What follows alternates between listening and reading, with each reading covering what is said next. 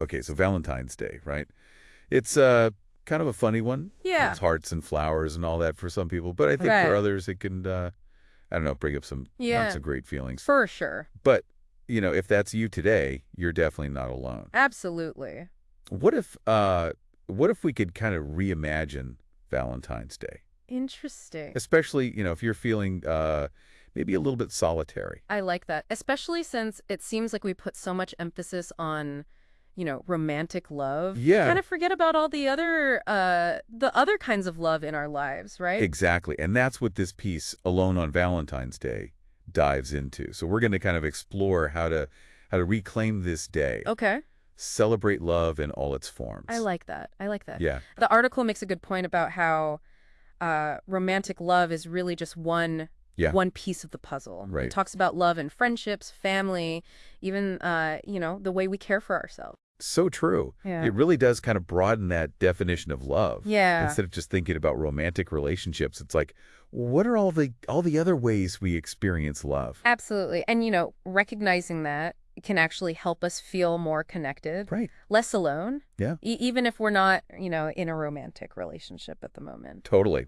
And speaking of feeling alone, the article says, being single on Valentine's Day, it really doesn't define your worth Right, or right. your happiness, right? I mean, it's just one day. Yeah, it's one day out of the whole year. Yeah. And I think, that's an important point, especially when there's so much emphasis on Mhm. romantic relationships out there.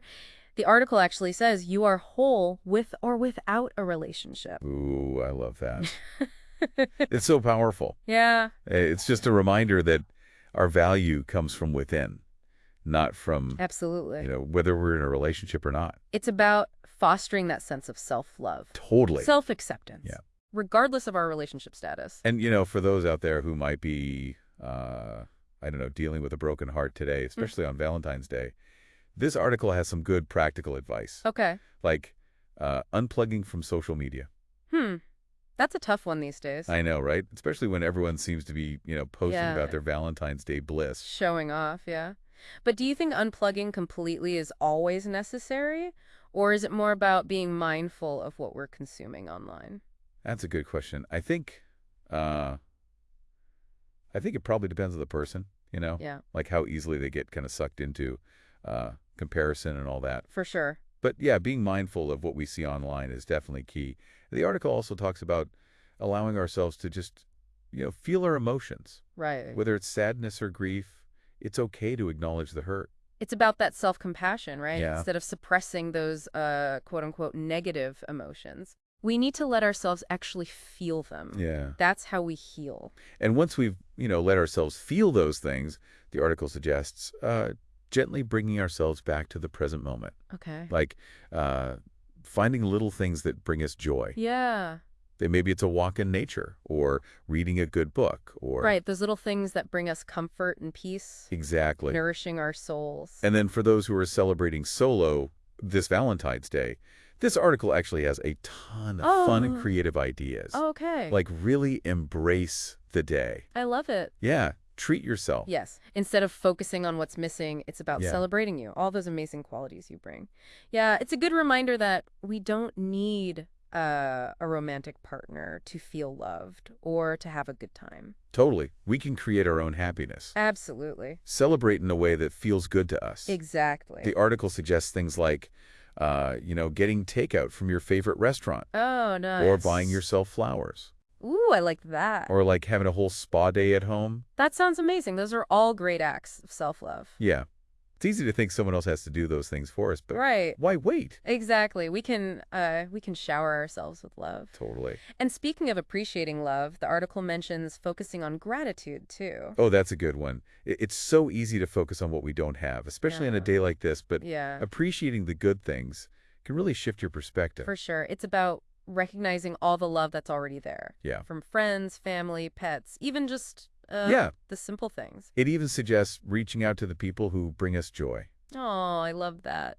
Just to let them know we're thinking of them. Yeah, like a reminder that we're not alone in the world. Exactly. So we've talked about reframing the day, coping with heartbreak, and some ideas for celebrating solo. Right. What about those who, are hoping to find love in the future? That's where the article's message of hope really comes in. Okay. It reminds us that love doesn't have a timeline. Right. Just because you're single today doesn't mean you always will be. Yeah, that's so important because sometimes it feels like everyone else is, Right, everyone's coupled up. yeah, and we're the only ones alone. But everyone's journey is different. Love happens when it happens. I love how the article says that focusing on self-love and personal growth now Yes. can actually make us more ready for a healthy relationship later. It's like building a strong foundation so that when love does come along, Yeah. we're ready. And speaking of self-love, the article's ending is really inspiring. Oh, how so? It reminds us that even if today feels lonely, it doesn't define our future. I like that. There was this one line that I loved. It said, "Your love story is still unfolding."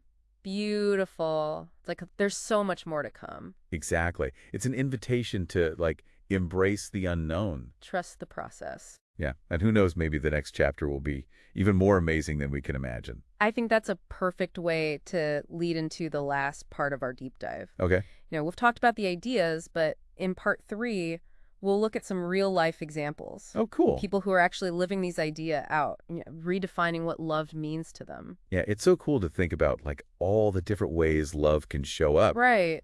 But I think for some people, the idea of, like, actually rewriting their love story could be a little overwhelming. It's like, where do you even start? That's true. Sometimes it helps to see how other people are doing it. Totally.